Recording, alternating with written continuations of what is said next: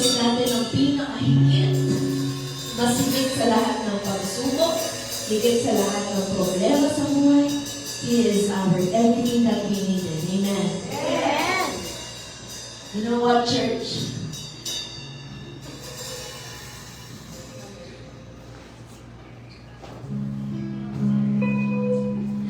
I am thankful to be alive here in front of you because God is so good. Amen. So this morning, hanggang tayo buhay, we should never stop thanking the Lord for He is good. Amen. No matter what our challenges is, our God is bigger than anything. Amen. Kaya kapag tayo po ay narito, we should always give our best to the Lord. Kaya kung papalakpak tayo, kakanta tayo, sasayaw tayo, we will do it for the Lord. Amen. The reason why we are here, the reason why we are alive, it's for Jesus. Amen. Thank you, Lord. Hallelujah. And one more time, let's give our clap of offering and praise. We love this.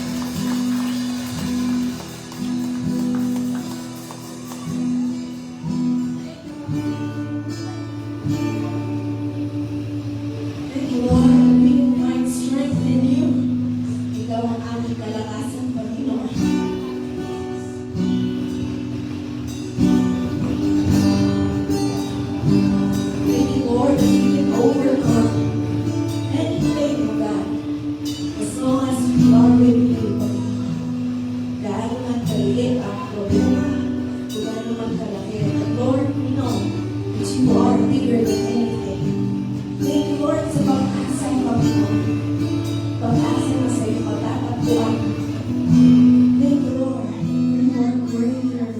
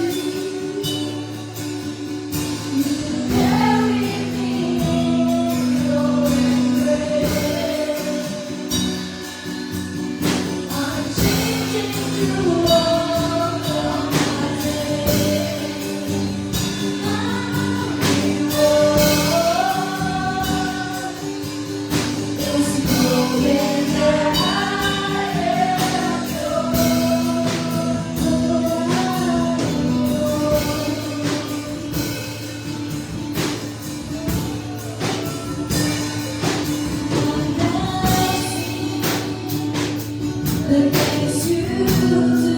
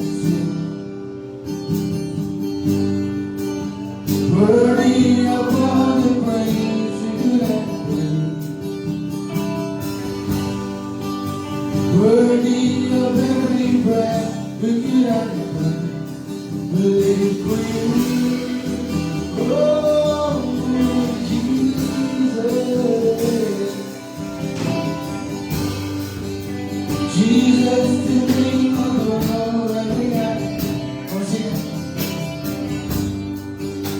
Jesus, the only one that you have. Worthy of every breath we can we live for you. Oh, we live for you. Holy, there is no one like you. There is none beside you. Open up my eyes, wonder, show me who you are and tell me, bring your heart and lead me in the dark, road around.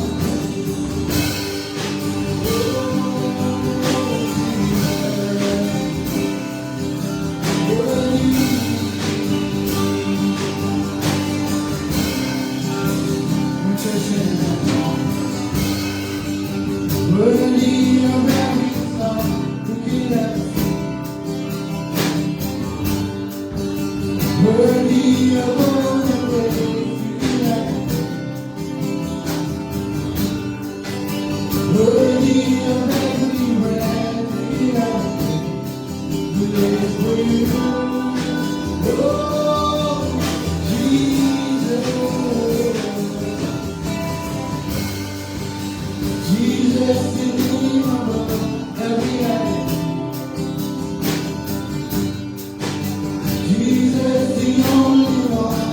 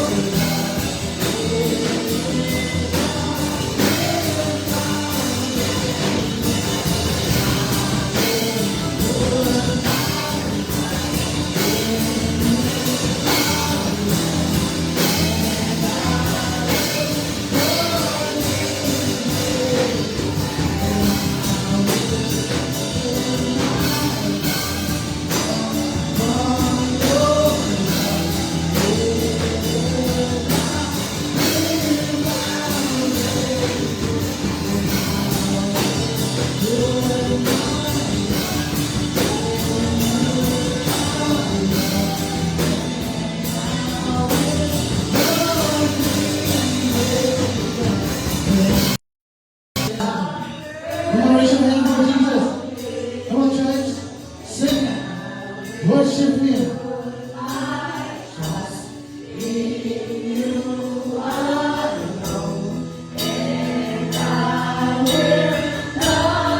Come on.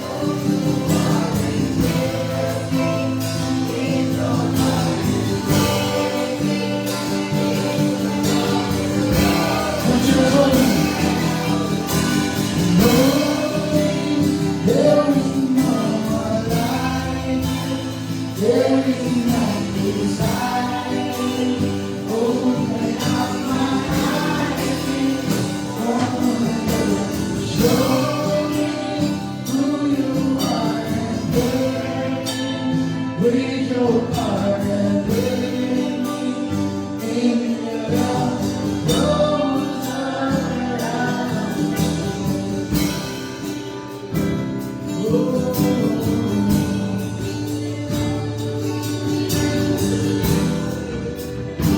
I won't be alone. I won't be alone.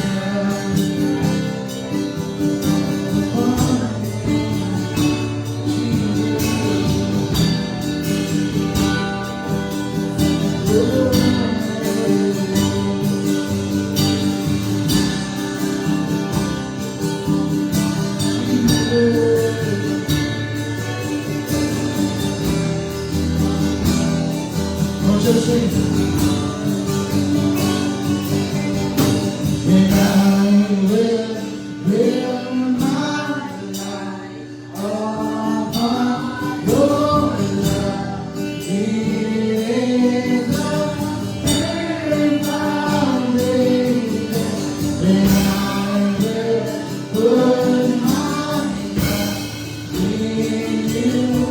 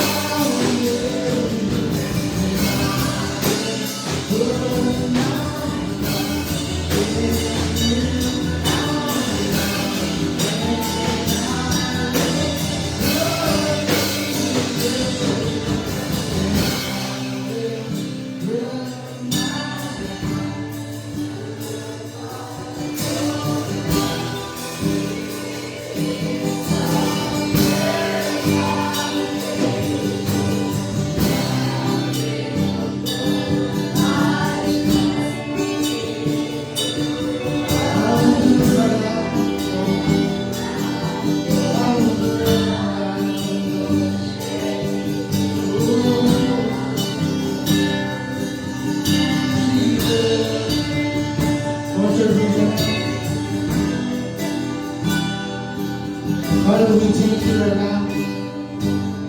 We thank you for your goodness, for your faithfulness, Lord, on us right now. Salamat kay Tita Pat. Mula noon ang kanyang Panginoon. Thank you, Jesus, for that. We honor you, God.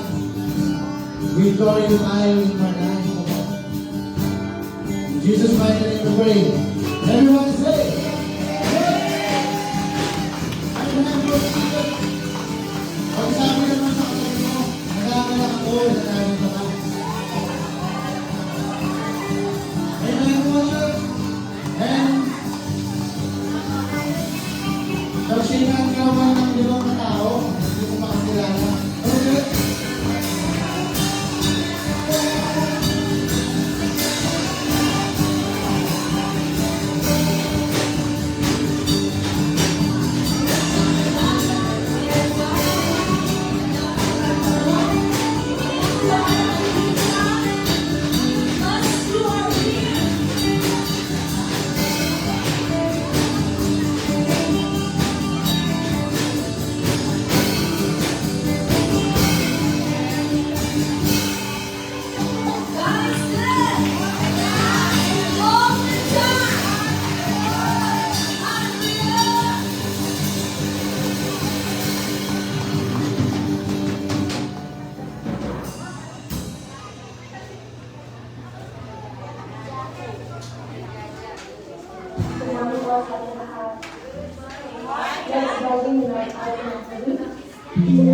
I just want to share 3 biblical things.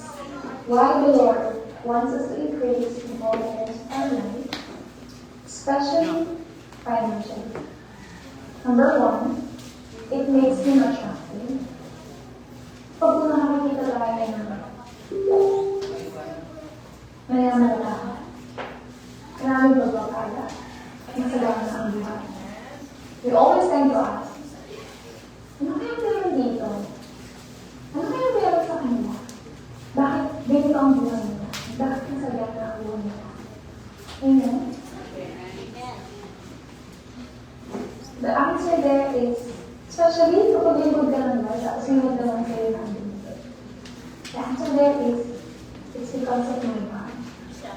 Ngayon, ito ang bigay nito, especially ang bigay. Ang tataka, sa Panginoon naman. Amen. Number 2, for you to become a blessing, kapag yung pala pinagpala tayo naman, it's not only meant for us to enjoy, to, yung tayo lang makikinabang, for us to become a blessing, maging pipeline natin, ang darating ng pagpapala.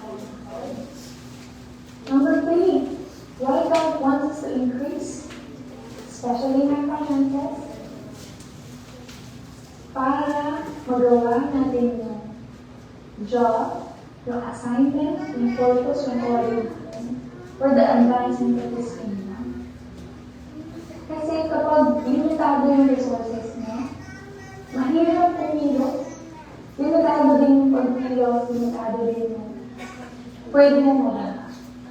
Pero kung dahil na desire ng Lord na mag-increase din tayo financially, para mas marami tayong maabot, marami tayong magawa, knowing. Amen.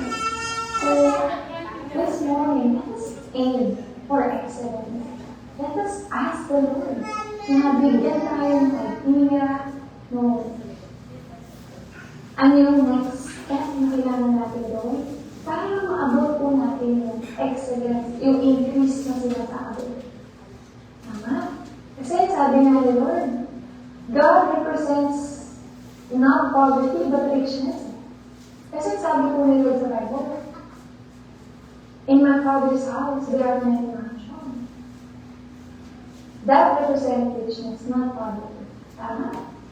So, this morning, let us prepare our hearts, our offering our tithes, na maging seed po ito for greatness. Hallelujah. Father God, thank you for this morning. Thank you, Lord, for your word. Thank you that you desire na i-increase mo ang buhay namin, all areas of our life. Father God, lead us, We need you, we need your guidance, Holy Spirit.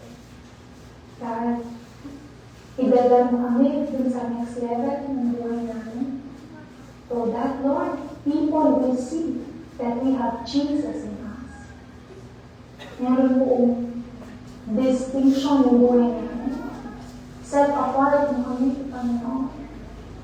So that maraming tao ang mamangha kung gaano katindi ang Panginoon na sinasamba at pinaglilingkuran namin.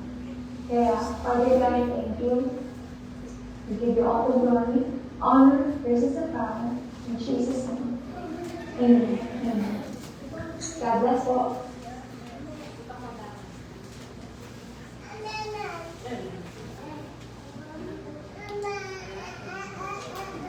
Sige po. Pwede na po tayo.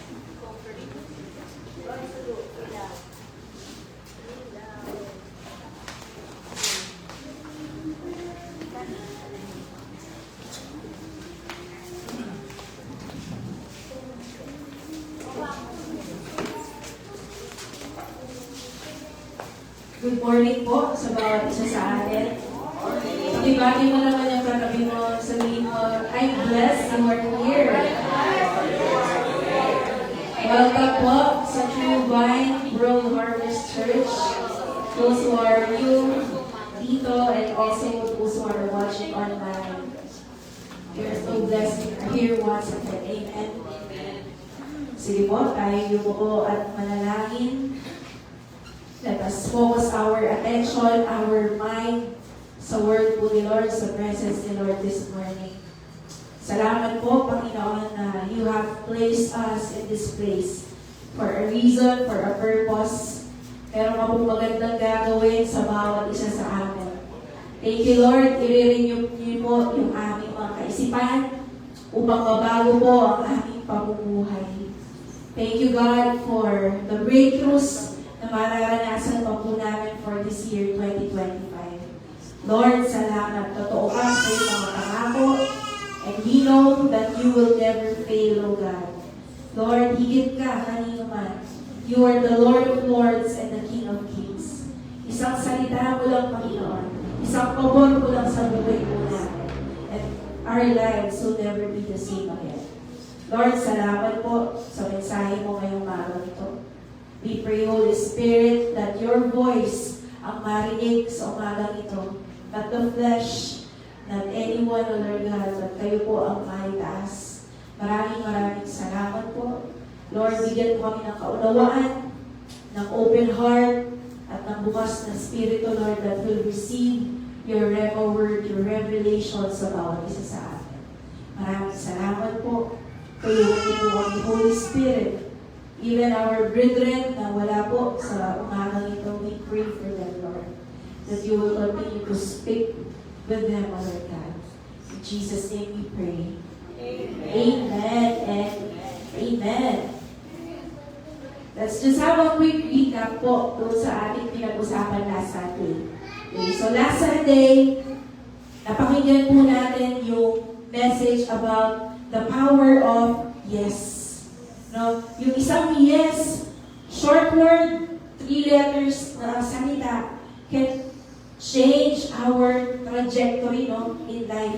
Kaya niya palang tulungan tayo to step into an extraordinary situation or event ng ating buhay. Tinignan po natin yung buhay ni Peter, kung paano nag-yes siya kay Lord at merong nangyaring miracle sa kanyang buhay. So, tinignan natin doon that yes opens the door to God's power and presence. No? Kasi sabi niya, Lord, because you say so, I will let down the nets.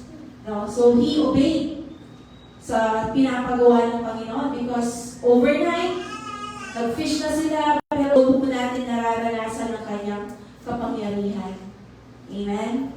And where there is obedience, there is breakthrough. Amen? At pangalawa, natinignan po natin, yung yes mo, no? Yung pagsang-ayon mo sa Panginoon, it leads us into our purpose and potential. After the miracle na natunghayan ni Peter, sa kanyang buhay. No, sabi ni Jesus sa kanya, from now on, you will fish for people. Hindi na lang basta isda ang iyong mabibiguin.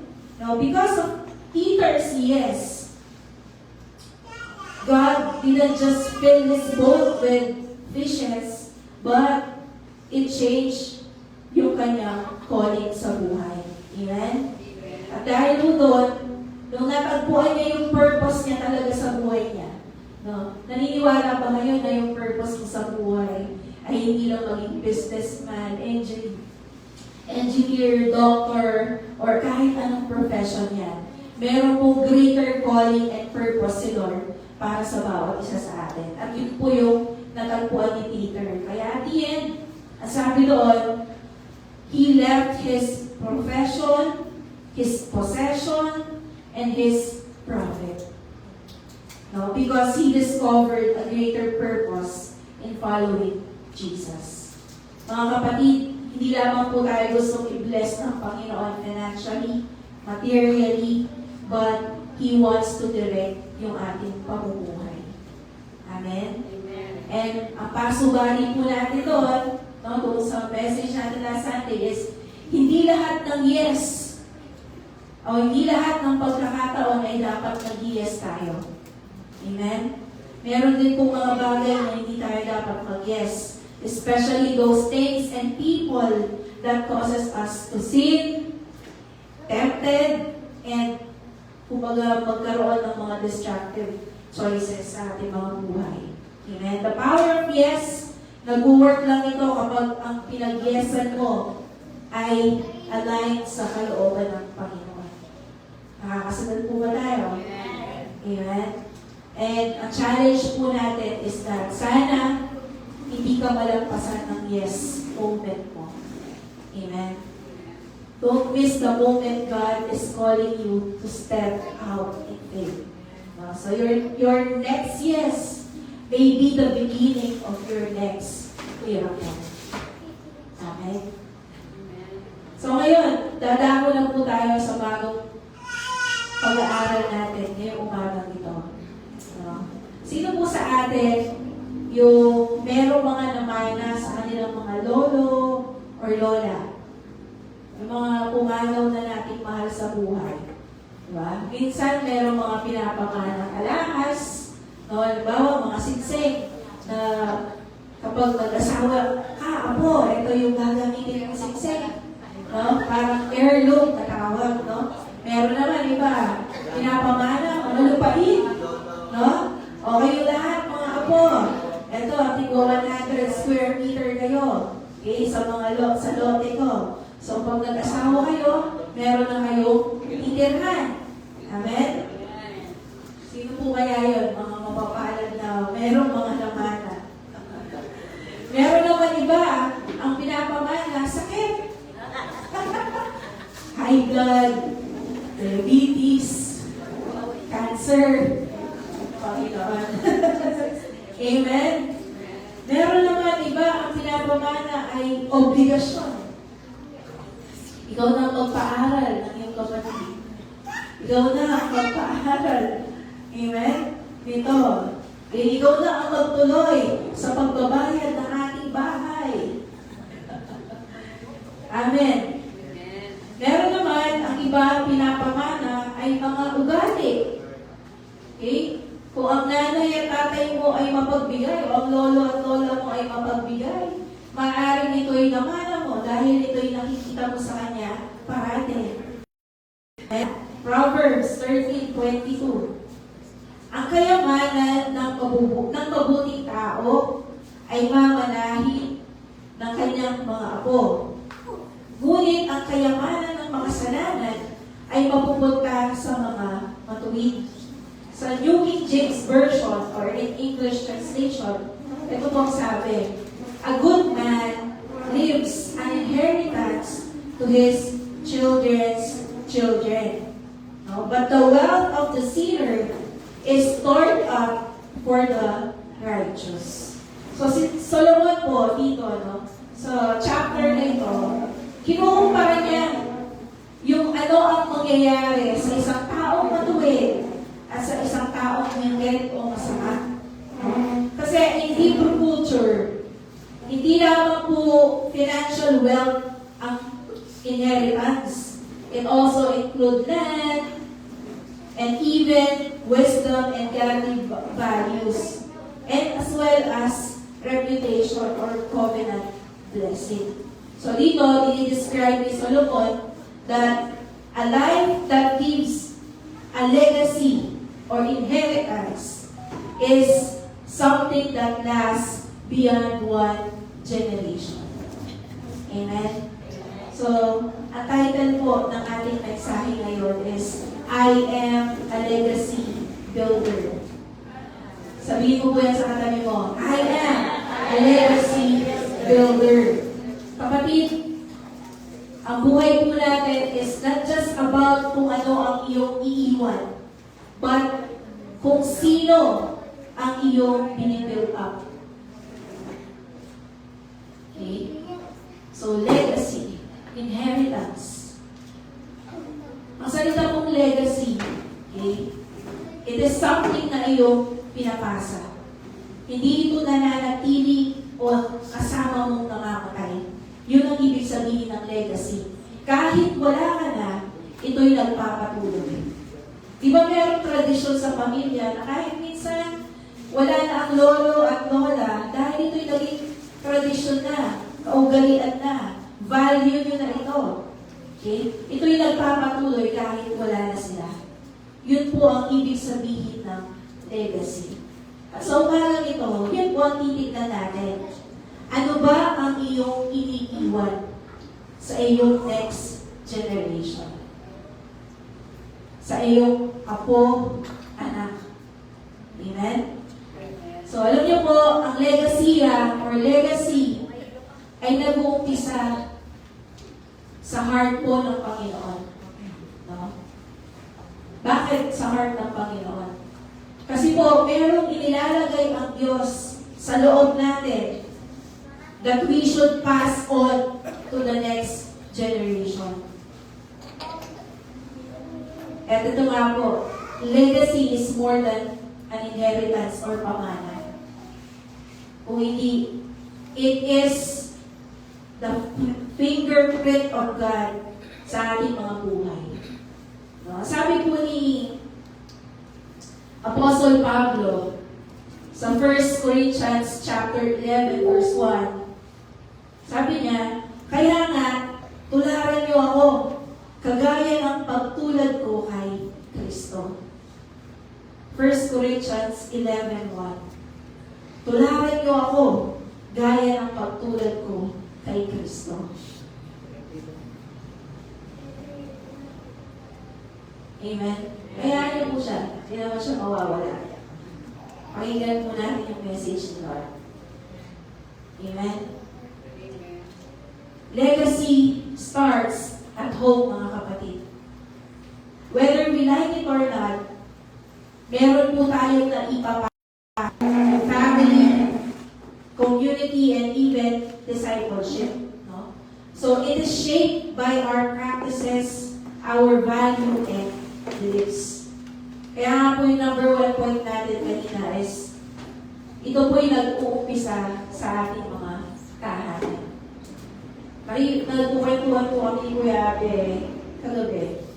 Sabi ko ganyan, here ang topic namin is about corruption. Bakit mahirap ang mga Pilipino? No? So yun nga, ang pinag-uusapan namin is corruption. At doon, nabanggit niya na, alam mo, nag-uumpisa ang corruption sa bahay. Bakit? Kapag uutusan mo ang iyong anak, ang sasabihin mo, bili ka ng ganito, sa'yo na yung 10 piso. Sa'yo na yung 100. Sa'yo na yung sukle. Tinuturuan natin sila na kumilos kapag merong bayad, kapag merong padulas, kapag meron siyang cut, doon pa lang siya kikilos. Kaya nga po ang korupsyon, hindi lang yan sa gobyerno, sa politics, but nakikita po natin, ito'y nag-uumpisa sa ating mga tahanan. Kung paano ang pangit ay nag-uumpisa na ititrain, namumog sa next generation sa ating tahanan, gayon din naman yung magandang bagay, magandang ugali, magandang pamana. Amen. It starts in our home. Kapatid, sabi dito, kaya nga tularan niyo ako, sabi ni Apostle Pablo, gaya ng pagtulad ko kay Kristo. Kapatid, kung tatanungin kita ngayon, meron bang magandang gagayahin ang iyong anak at apo sa iyong pamumuhay ngayon? Nais mo ba na ipasa sa kaniyong kaapu-apuhan kung sino ka sa panahon na ito? Sabihin mo sa katabi mo, I am a legacy builder. I am a legacy builder. Kagaya-gaya ka ba? Isa ka bang mabuting ehemplo? Isa ka bang mabuting modelo? Amen. Biruin mo yun sa simpleng pagbibigay ng pera sa iyong anak para siya'y mautusan mo. Ganun pala yung training. Ganun pala yung mindset na ipapasa mo. Hindi ako tutulong, hindi ako gagawa kung walang something for me na magbe-benefit ako. Mga magulang na Kristiyano, mga anak na wala pang mga asawa at magiging anak, now is the time na maputol na po yung ganong klase ng pag-uugali at practice. Amen. Ngayon po ay simula ng bagong magandang halimbawa. Amen. Especially sa ating mga Kristiyano. Amen po ba? Sabi po ganyan, yung pong legacy, it begins with a relationship with God. No? At ito po ay naipapasa natin sa mga tao na nakakonekta sa ating mga buhay. Alam niyo mga kapatid, kahit po na mag-iwan ka ng milyon sa iyong anak, sa iyong mga apo, kung ang pag-iiwanan mo ay walang magandang values, beliefs, and even habits, ang 1 milyon, 2 milyon, and even mga milyones na yan, naiiwan mo. O even mga properties, lupain na iiwan mo, hanapin kay Kapampangan sa Kildaplaran.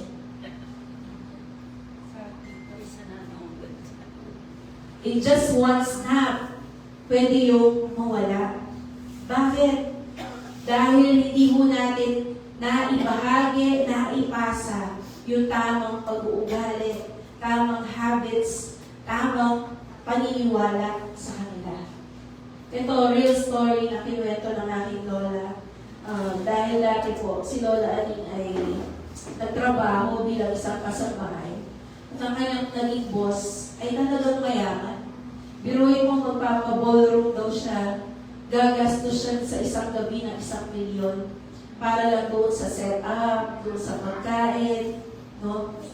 Dahil doon sa mayaman siya. Okay? Siya'y anak po ng may-ari ng isang hotel. At nung namatay ang ama, bahagi ang kanilang mga properties, kayamanan.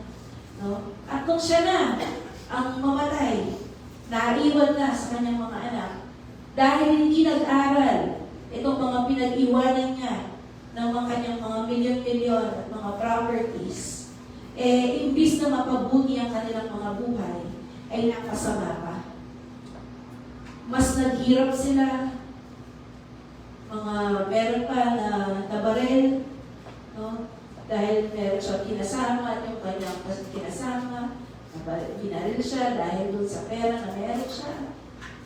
Nakakasunod po ba? Naintindihan po ba natin na minsan, sa kagustuhan po natin na mapabuti ang buhay ng ating mga mahal sa buhay, anak, apo.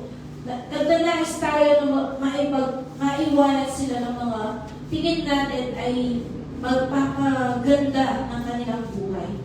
Pero, ang pera, iniwan sa isang tao na hindi marunong humawak ay parang isang baril na ibinigay mo sa kanya. Imbis na mag-protection na ng kanyang buhay, ma-build up ang kanyang buhay, eh ito pa ang kikitin sa kanyang buhay. Amen. Kaya atin naman ang connection ng ating pag-usapan ngayong araw ito. Titignan natin ano ba dapat ang iyong binibuild up at iniiwan sa buhay ng iyong anak at mga apo. Amen. Sabi po na Psalms o Salmo 127 verse 1. Kung wala ang tulong ng Panginoon sa pagtatayo ng bahay, walang kabuluhan ang pagtatayo nito. Kung wala ang pag-iingat ng Panginoon sa bayan, walang kabuluhan ang pagbabantay nito. Kapatid, if you have a dream, ikaw, kabataan ka, nangangarap ka ng magandang buhay, o kung wala kang mag-asawa, nais mong mag-asawa, at gusto mong magkaroon ng magandang pamilya, kapatid, ang sabi ng Bible dito, kung wala ang Panginoon, kung hindi mo kasamang nag-build ang Panginoon ng iyong buhay, pamilya, ng simbahan, walang kabuluhan. Ang lahat ng iyong pagpapagal at effort. Amen? Kasi sabi niya, kung wala ang pag-iingat ng Panginoon, walang kabuluhan ang pagbabantay nito. Amen? Kaya nga po kapatid, ang isang encouragement ko sa atin ngayong umagang ito, kung meron kang papasimulan sa buhay mo, siguraduhin mong kasama mo ang Panginoon. Amen? Dahil ang lahat ng effort mo, ang lahat ng pag-iingat, pagbabantay mo, ayaw mong mawala ito, iniingatan mo. Amen? Sabi niya, kung hindi mo rin lang katulong ang Panginoon sa pagtatayo niya, walang kwenta. Nakakasunod po? Amen? Kaya nga po kapatid, sa pag-build natin ng lahat na meron sa ating buhay, ini-establish, mga kabataan, nag-aaral ka kasi gusto mong i-establish ang buhay mo. Gusto mo pagdating ng you are an adult, magkapamilya ka, diba? Hindi mo na dadanasin ulit yung kahirapan na dinanas mo. Ayaw mo lang maranasan mo yun personally. Amen? Ito po ang sekreto. Sa lahat ng ating i-build, gagawin, sisimulan, gustong ma-achieve sa buhay, ang sikreto ay dapat kasama mo ang Panginoon. Amen? Kapatid, kung sino man po yung kinonekta ng Lord sa ating buhay, kung ikaw ay merong asawa, responsibilidad po natin na meron tayong ipasang maganda sa kanila. Amen? Kung ikaw ay merong anak, binayayaan ng Panginoon ng anak, ng mga apo, it is our responsibility na meron po tayong legacy na iiwan sa kanila. Amen? Kung ikaw ay isang businessman, meron kang empleyado, it is your responsibility na itong tao na ito ay meron kang maibahagi maganda sa kanya. Amen? Sabi po ng Ephesians 5 verse 15 to 20, kaya mag-ingat kayo kung paano kayo namumuhay. Huwag kayong mamuhay tulad ng mamang, kung hindi tulad ng marurunong na nakakaalam ng kalooban ng Diyos. Huwag ninyong sayangin ang panahon. Gamitin nyo ito sa paggawa ng mabuti. Dahil marami nang gumagawa ng kasamaan sa panahon ito. Huwag kayong magpakamangmang, kundi alamin ninyo kung ano ang kalooban ng Panginoon na gawin ninyo. 18. Huwag kayong maglasing dahil nakakasira ito ng maayos na pamumuhay. Sa halip, hayaan ninyong mapuspos kayo ng banal na Espiritu. this is the encouragement for us today, mga kapatid. If you want to build something good, na iiwan at ipapasa mo sa iyong anak at kaapu-apuhan, sabi dito, mag-ingat ka the way that you live. Amen? Huwag kang maging mangmang. Sabi niya, alamin mo kung ano ang kalooban ng Panginoon na dapat mong gawin. Responsibilidad po pala natin na alamin kung ano ang gusto ng Panginoon na gawin natin. Amen? Kaya nga mga kapatid, ito po yung goal natin, to imitate Christ. Kaya sabi nga po sa katabi mo, gayahin mo si Lord. Gaya ng paggaya ko sa Kanya. Amen? Kasi sabi ng Ephesians chapter 5 verse 1, be imitators of God as dear children. Yun ang pinaka-goal mo, kapatid. Hindi maging kamukha ni Zac Efron o ni Brad Pitt ang iyong goal. Ang goal mo ay maging kamukha mo si Lord. Amen? Na pag tinignan ka nila, hindi nila sasabihin, ay, Diyos ko po. Okay? Ang makikita nila is the image of God in our life.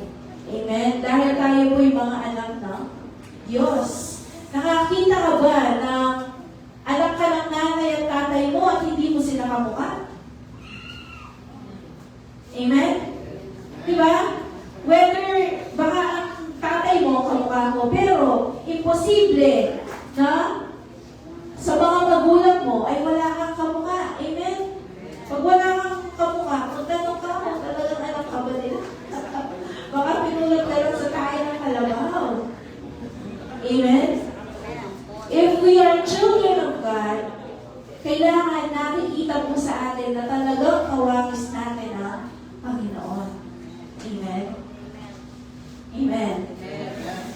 So, sabi mo ganyan, alam nyo, wala po daw maganda na nabibuild by accident. Nothing good happens by accident. Amen? Home don't build themselves by chance. Kailangan po ng intentionality. Sabihin mo sa katabi mo, sadyain mo. Amen? Sadyain mo, baby. Kailangan mong sadyain. Kung meron kang gustong i-build na maganda, kailangan sadyain mo. Amen? Gusto mo magkaroon ng magandang katawan, abay, sadyain mo. Hindi basta mag-grow ang mga muscles. Amen? Hindi basta mababawas ang mga bilbil. Kailangan mong sadyain. Amen? Gusto mo magkaroon ng mga mabubuting, responsableng anak? Sadyain mo na i-disciple mo sila. Sadyain mo na turuan mo sila. Amen? Amen? Gusto mo magkaroon ng masayang pagsasama ng iyong asawa? Aba, sadyain mo. Kailangan kayong mag-date. Amen? Kailangan mo mag-invest ng panahon. Kailangan mo mag-invest ng effort para po sa mga relasyon na meron tayo na gusto mong mapaganda. Nakakasagot ko? Sabihin mo sa katabi mo, I am a legacy builder. Mag-iiwan ako ng maganda. Amen?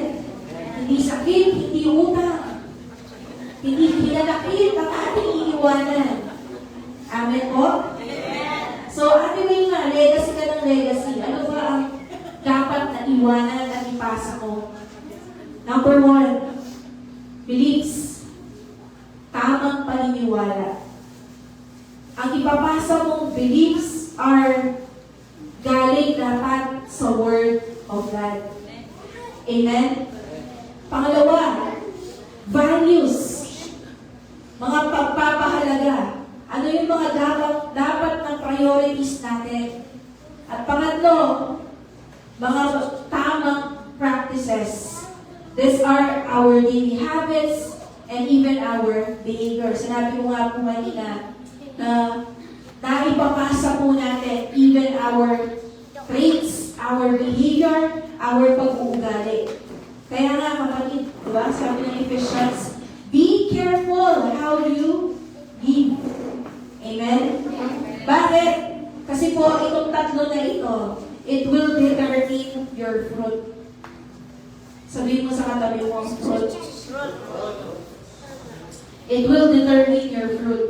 Kung ano ang paniniwala mo, ang values mo, ang mga practices mo, it will determine your fruit. Amen?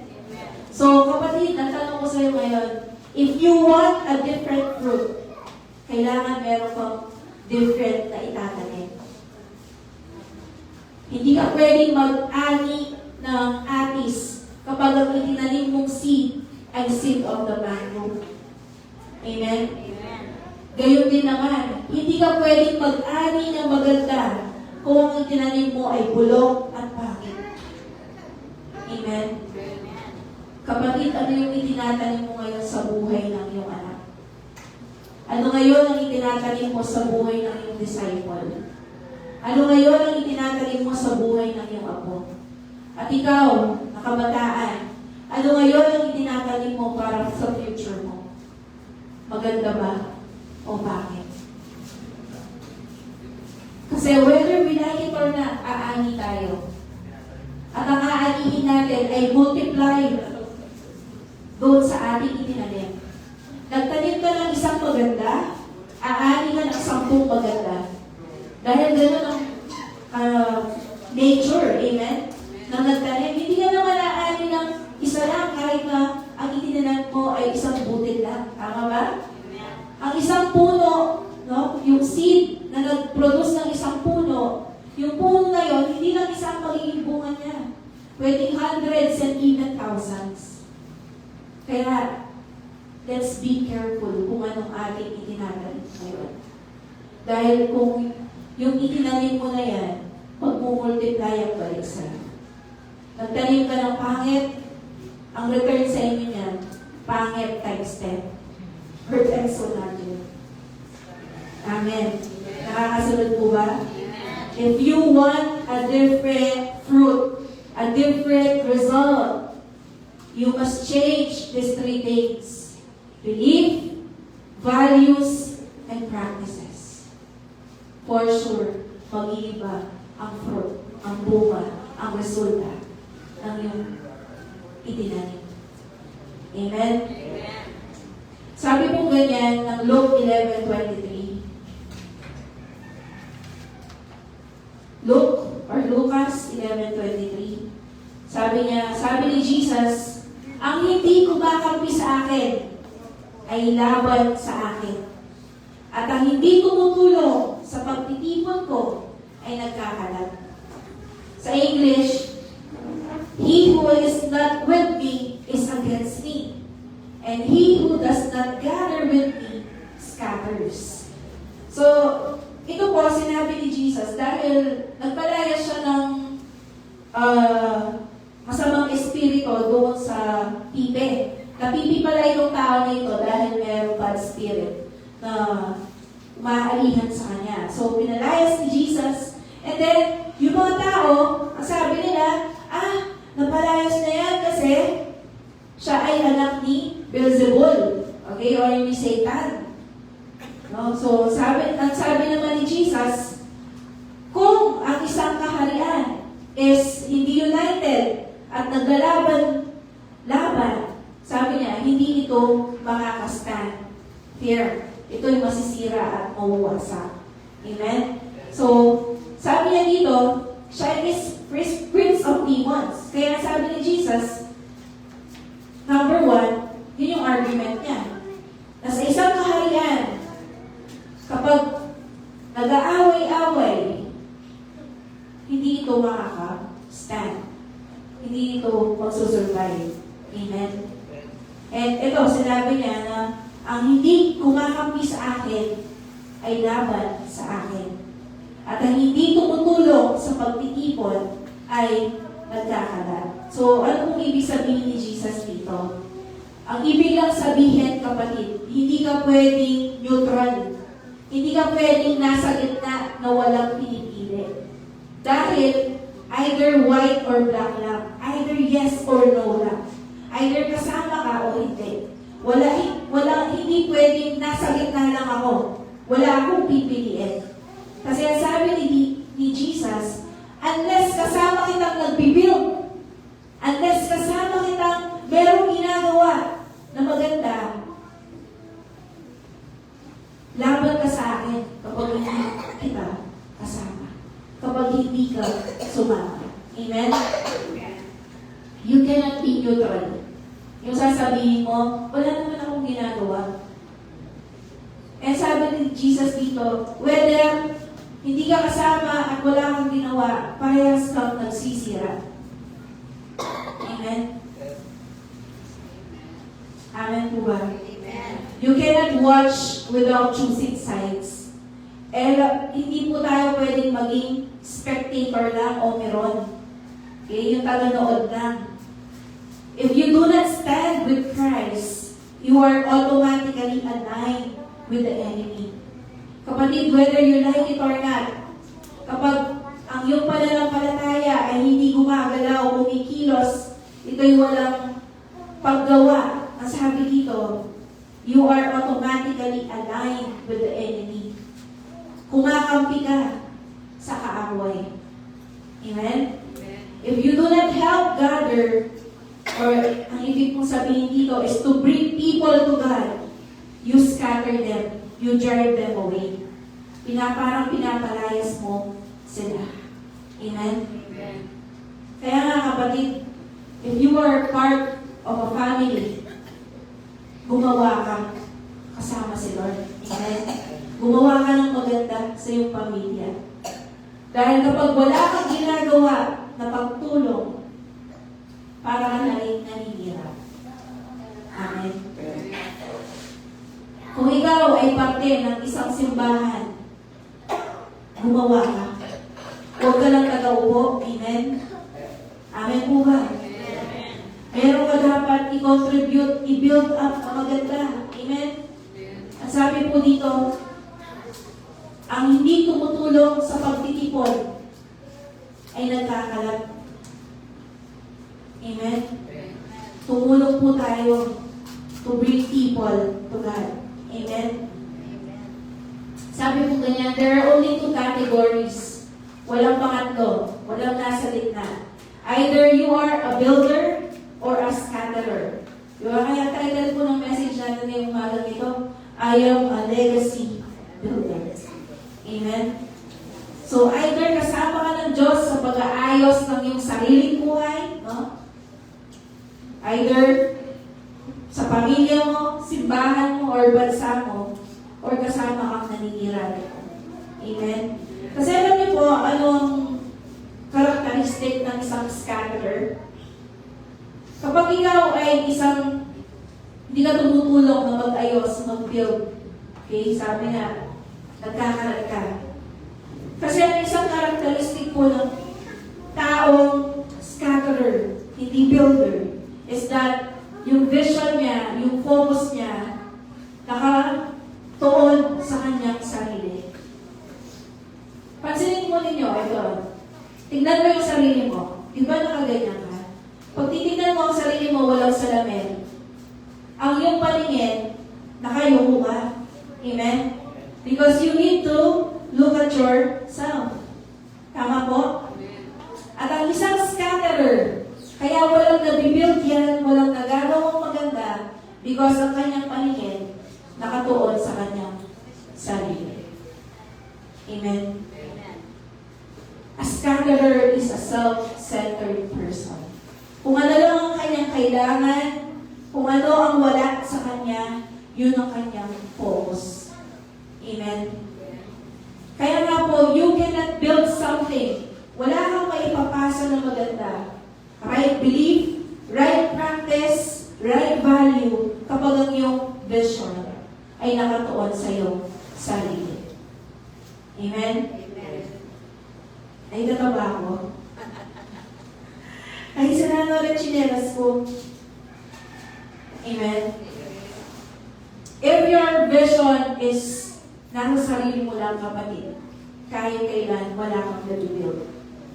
You cannot build someone up.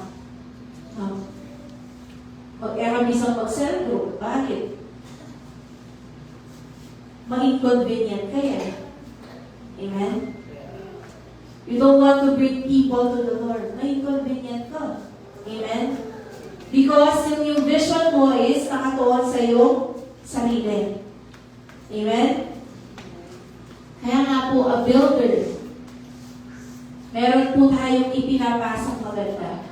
At wala tayong nabibuild kapag puro convenience sa ating gusto. Amen? Kailangan matulog po tayong mag-sacrifice. Ang sabi po ganyan sa Matthew 9:37-38.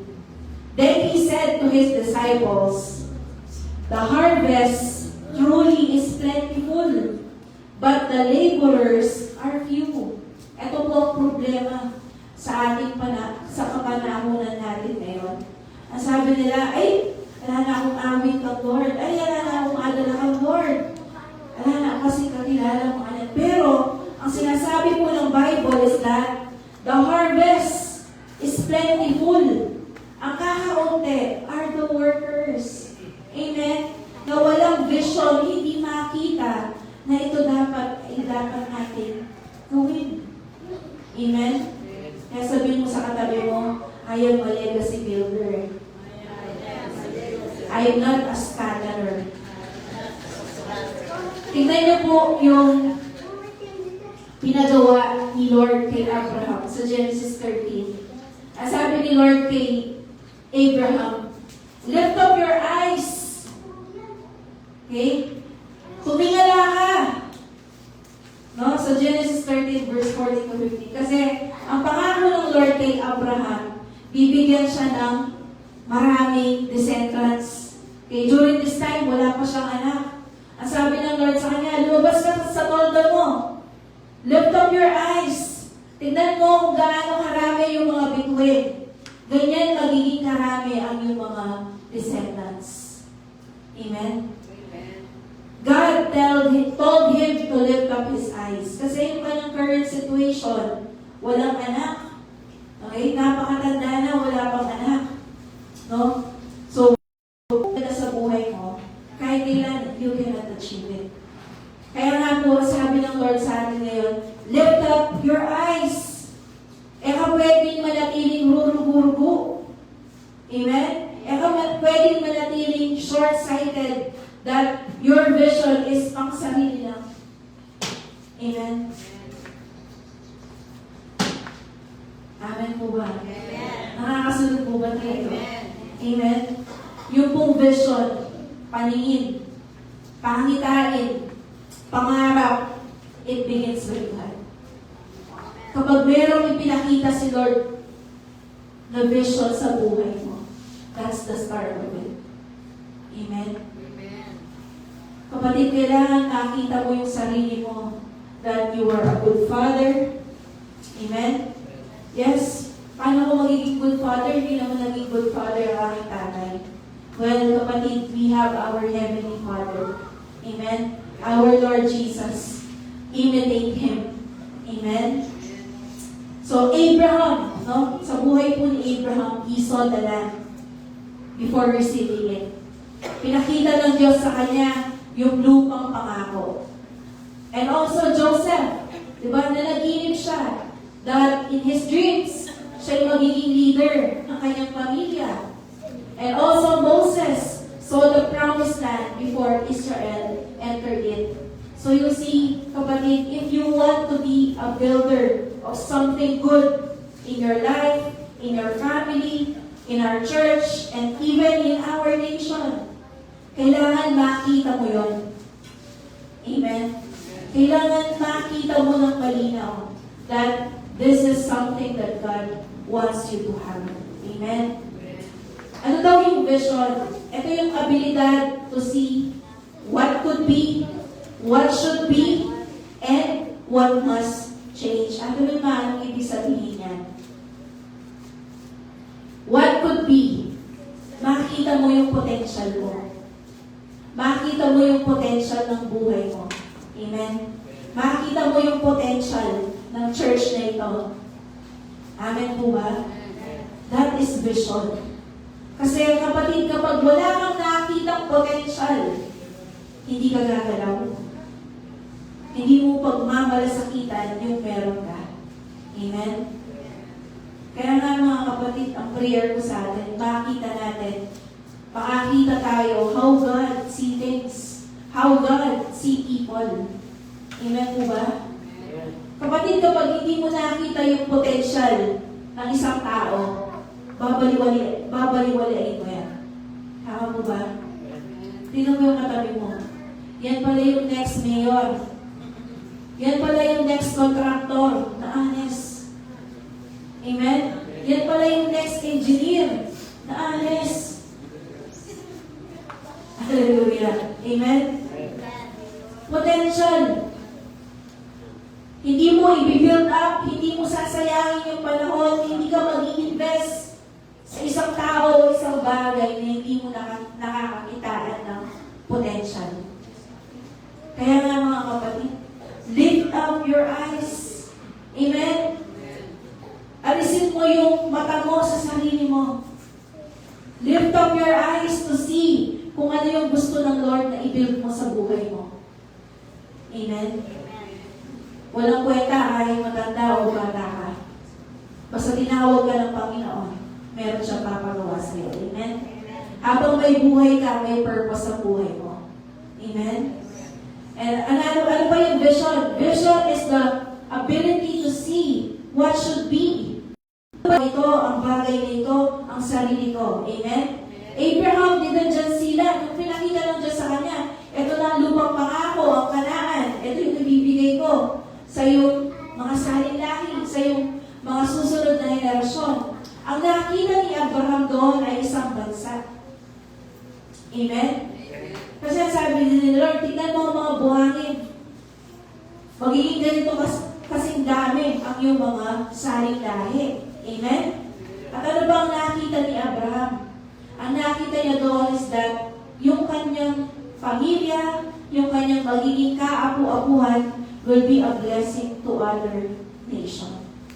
Amen po? Amen. This is what should be. Amen? Because it aligns with God's plan. Amen po? So what must change? No? Yan din po yung last.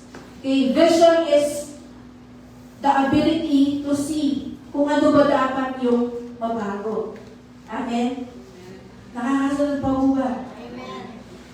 Alam niyo po, yung mga vision na yan, hindi yan matutupad kung tayo ay hindi magiging passionate at hindi ka magiging kumbinsido. Amen? Na you are a legacy builder. Amen? Dito po ako magtatapos. Ano ba dapat ang ating ibibuild? Kung wala pang si Maricar, yahiya na yata. Kamusta Ate Wilma? Amen po ba? Amen. May nakuha po ba tayo? Amen. That we are a legacy builder. Kapatid, ang unang-unang ibibuild mo is your family. Wala pong ibang makaka-build up ng sarili mo, ng pamilya mo, kung hindi ikaw. Amen? Amen. Legacy is modeled at home. Hindi mo pwedeng ipa-disciple basta ang iyong anak. Tito Aris, sa iyo yung anak ko, disciple mo. No, hindi siya yung parang ihab. Ipinasok mo sa cell group at yun na. Dahil ang cell group, once a week lang, isang oras lang. Amen? Ang laging kasama ng ating mga anak at apo ay tayo sa ating tahanan sa araw-araw. Amen? Kaya nga po ang ating bahay is the classroom where the next generation is trained. Yung next mayor, next professional, next teacher, next pastor, and even next leaders of this church is being trained at your home right now. Kapatid, paano mo tinitraining ang next generation? Tinuturuan ba natin sila ng tamang belief, tamang values, at tamang practices? Amen? Children learn faith more than watching. More from watching than from hearing. Kapatid, kung ano yung minomodel mo na klase ng faith, if that is a weak faith or a strong faith, yun po ang mai-reproduce natin, maipapasa natin. Amen? Kaya nga po kapatid, kailangan i-multiply natin ang ating mga sarili. Amen? I am a legacy builder. Kapatid, hindi pa po too late kung ikaw ay matanda na at hindi naman too soon kung ikaw ay bata pa. Amen? Tinatawag po tayo ngayon ng Lord na mayroong i-build na maganda. Kasama po natin mag-build ang Lord ng pamilya natin, ng ating simbahan, at ng ating bansa. Ang panalangin ko, hindi na po tayo maging participant ng mga korap. Amen? Huwag po tayong paggamit sa mga masasamang tao. Amen po ba? Kailangan po meron tayong tinatayuan. Amen? Kasi meron tayong conviction na ito ang tama.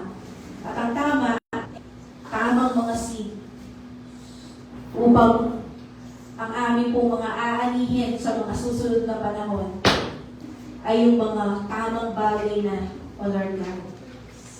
Lord, salamat po sa aming mga godly parents. Salamat po sa mga tao na nagturo sa amin ng mga tamang paniniwala, tamang values, and tamang practices. Lord, I pray na kami ngayon sa aming generation ay maihanda po namin ang mga kasunod para po gawin ang tama. Para po sila ay maging handa na gawin ang kanilang mga purposes sa buhay, O Lord. Lord, I pray sa bawat isa sa amin na magkaroon po kami ng conviction, magkaroon kami ng passion, Lord, to bring people to you. Lord, maging kasama niyo po kami, hindi kami mga scatterer, hindi kami nagpakalayas ng tao, Lord, kung hindi nagiging daan pa po kami, Lord, para po lumapit ang mga tao sa iyo. Father God, open our eyes to see. Give us clear vision, Lord God. At tulungan niyo po kami lakaran yung direksyon na binigay mo sa buhay namin, sa pamilya namin, at sa simbahan ng Trubay. Lord, tulungan niyo po kami, Panginoon, to build our life. Tulungan niyo kami, Lord, to build our family, to build our marriages. Lord, tulungan niyo po kami. Father God, kung meron po dito na mga tao na nagsiself-destruct, ikaw mismo, sinasabotage mo yung ginagawa ng Diyos sa buhay mo. Now is the time to ask for the help of God. Lord, tulungan niyo po kami. Ang aming mga anak, ang aming mga apo na hindi mag-self-destruct. Lord, nakikita po namin sa balita, ang daming nagsusuicide, ang daming kumikitil ng kanilang buhay.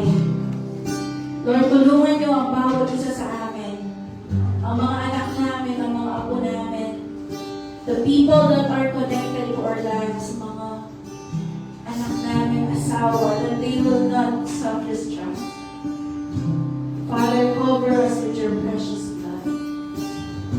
And nawa, Panginoon, kaming mga tumatayo ngayon sa aming generation will do kung ano yung dapat para bumabago ang mga susunod na panahon, ang mga susunod na amin, mga mararanasan sa aming bansa. Lord, maraming salamat po, Father God. Thank you, Lord. Sa oras na ito, kung meron kang asawa, anak, ako, let's pray right now na sila ay mahubog, sila ay maging matatag sa Panginoon. Come on, just dedicate your family right now to the Lord. dedicate your marriage right now to the Lord. At yung mga apo mo, dedicate them to the Lord. Na Lord, tulungan niyo po ako. Gamitin niyo ang buhay ko to disciple them. Na maituro ko sa kanila yung tama, Panginoon. Mai-model ko yung tama sa kanila.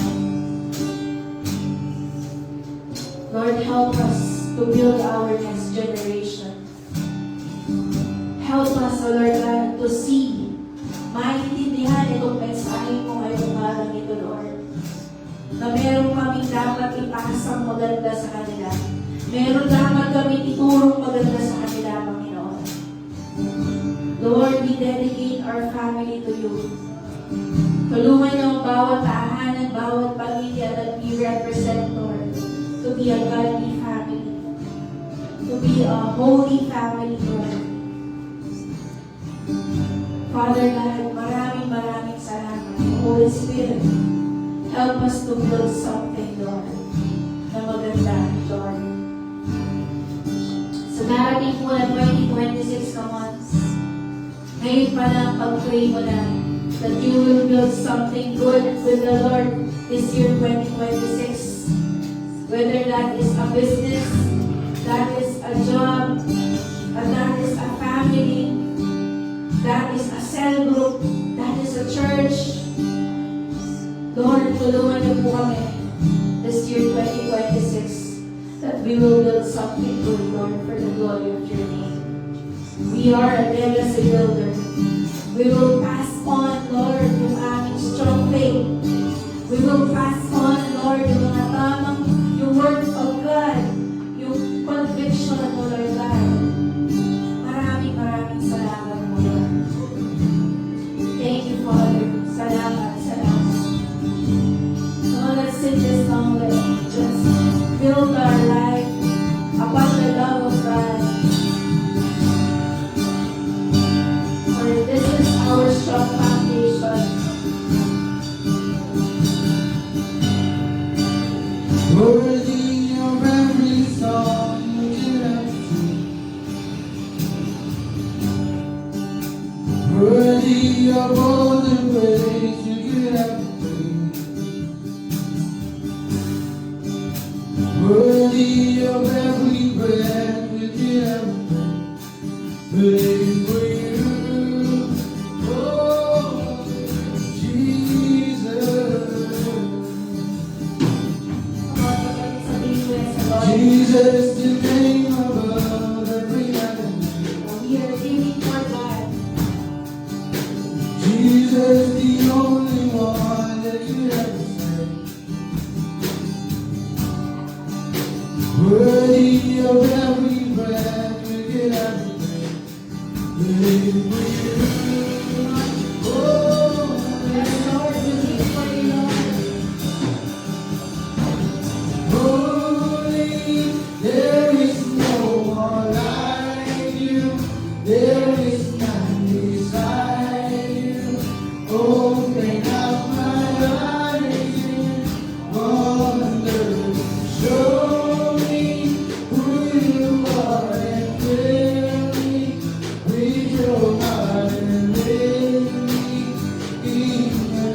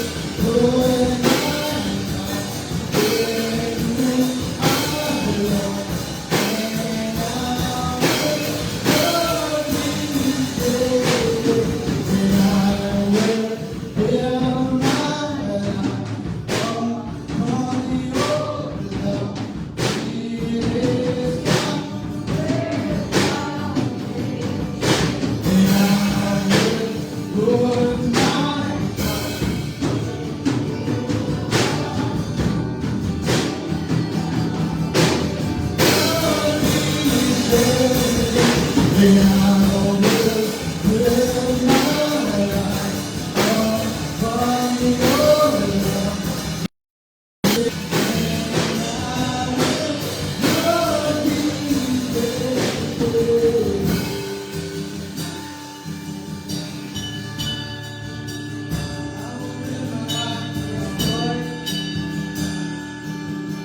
will build our lives, you are God. Because there is no other strong foundation in our lives kung hindi ikaw, Panginoon. Ang aming identity is found in you, Lord God. Ang aming value is found in you alone. Lord, because of love that we have received from you, kaya po namin gagawin ito, Lord, that we will build people in our lives. We will build them, Lord, para po maging nagamit-gamit kami for the glory of your name. Lord, I pray, give us that vision, give us that dream to build someone in our lives. Ang aming mga anak, ang aming mga kakapuan. Father, tulungan niyo po kami to build something that will last. Kung kahit wala na po kami, Lord, ito'y magpapatuloy. Maraming salamat, Lord. In Jesus' name we pray. Amen.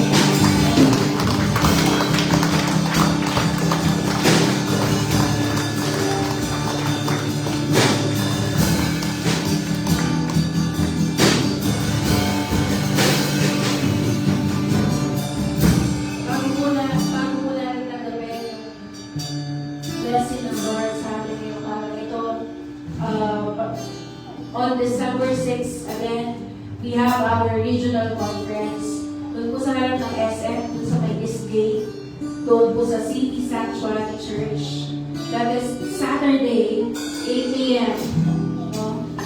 That could be until 5 p.m. No? So, it is a regional conference. Kapatid, kailangan po tayo magpakatindig, magpakagaling. If we want something to build sa ating mga next generation, kailangan po tayo mag-training. No? Kasi doon, we can receive impartation. Ang entrance fee po doon is 300 pesos. Pero kung wala po kayong pambayad, just let us know. At even na gusto kong sumama pero wala akong pambayad, we will help you. Amen. Kasi this is part of the investment ng church. Doon sa mga willing, gusto magpagamit sa Panginoon, we will help you. Kung pera lang ang problema. Amen. Just be available. Kasi kapatid, kahit sobrang galing mo, sobrang yaman mo, kung hindi ka naman available, hindi ka magiging gamit sa Panginoon. Amen. Kaya encourage you, my brothers and sisters. This is only once a year. Punta po tayo. Kung wala naman tayong pasok, wala tayong trabaho, kung marami pa, even file for a leave. Amen? Punta po tayo dito. Magre-register na po tayo this week. Kaya kung mamaya sa groupings natin, sabihan niyo, send leader ninyo, yung disciple din na lang. Kuya, ate, dito tita, kasama po. Amen? Tapos po natin natin mga may kagawin ng pagpapala po ng Panginoon sa atin. The Lord grant you clear vision. The Lord give you clear direction. The Lord give you ears that can hear His guidance. The Lord give you that sensitivity to the Holy Spirit. The Lord grant you a heart that follows God sa Panginoon. The Lord grant you love. The Lord grant you success sa mga ginagawin mo. The Lord bless you, ikaw ang bless